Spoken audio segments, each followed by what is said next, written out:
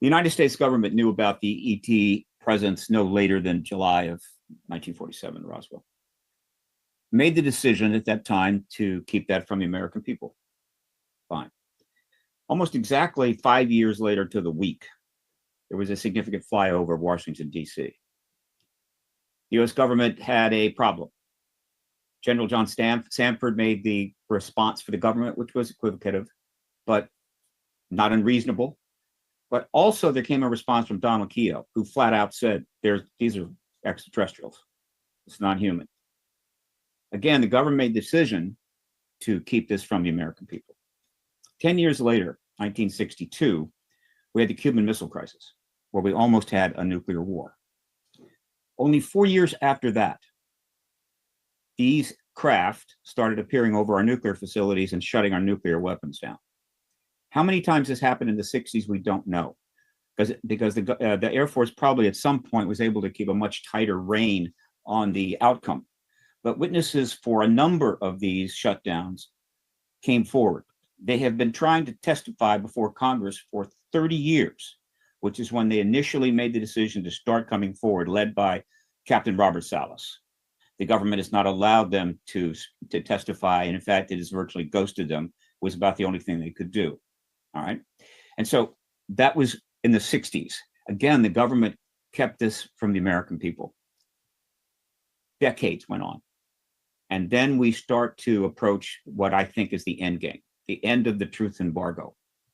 And we start moving into that 7-year period starting in 2017. But it's not been easy. It's been slow. There's been pushback. There's been some wins and losses, but we are moving toward disclosure without question. However, we are also moving toward nuclear war. Just that one thing alone is enough to be justification for more action from them. And so as we stall on the disclosure process, we suddenly have what the history will call the era of the drone swarms, the drone swarm flap. Let me take you back to May 17th of 2022. At that time, we had a hearing in front of the subcommittee of the Intelligence Committee in the Senate. Scott Bray and Ronald Moultrie. It was the first hearing, by the way, since the last one in 1968. So we're talking 54 years. So that's progress. And they came in, they were working for the UAP task force, and they testified. It wasn't, grandiose. It was kind of basic. A lot of people were not satisfied. But at that hearing, you may recall, a video was presented, a video that had emerged not too long before the hearing was held. And it involved a drone swarm around one of our ships at night, not over New Jersey, not over the UK, not over some part of the United States, but over one of our ships at night. And they did not shoot them down. In fact, they didn't do anything. And the only reason we got that film is because, well, a lot of sailors have cameras. They're allowed to take cameras with them. And somebody filmed it and it got in our hands. And Scott Bray, tried to explain it, but it was really painful. So the drone swarm era goes all the way back to 2022. And it has been escalating ever since. And so here is my conclusion. The extraterrestrials have lost their patience.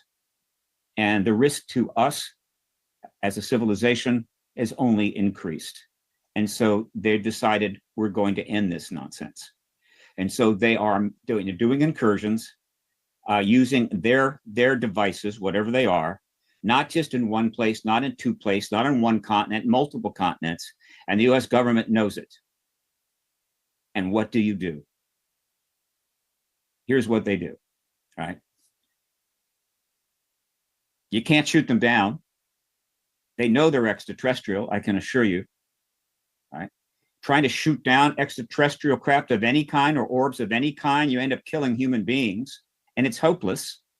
You don't want to send up piloted craft because they could crash.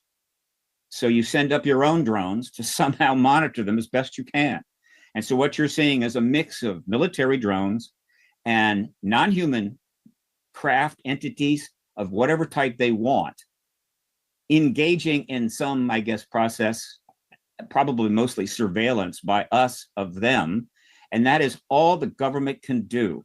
And so what the ETs and their genius have done is put the United States government, the UK government, in an impossible position finally. In other words, we can't tell you what they really are, though we know, but we can't stop them from doing this. And they continue to do it, and they will continue to do it. And the pressure on the government, the embarrassment for the government will become excruciating. And those people within the United States government that somehow have decided that we will never know this truth as long as they walk this face of the earth will finally just capitulate to the growing number of people within our government think it's time we know the truth about this.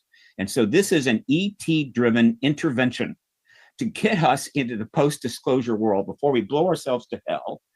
The current engagement of it is to send up our own drones to try to, I don't know, follow them, do what we can. The whole thing is a giant fiasco, and it only leads one way, right?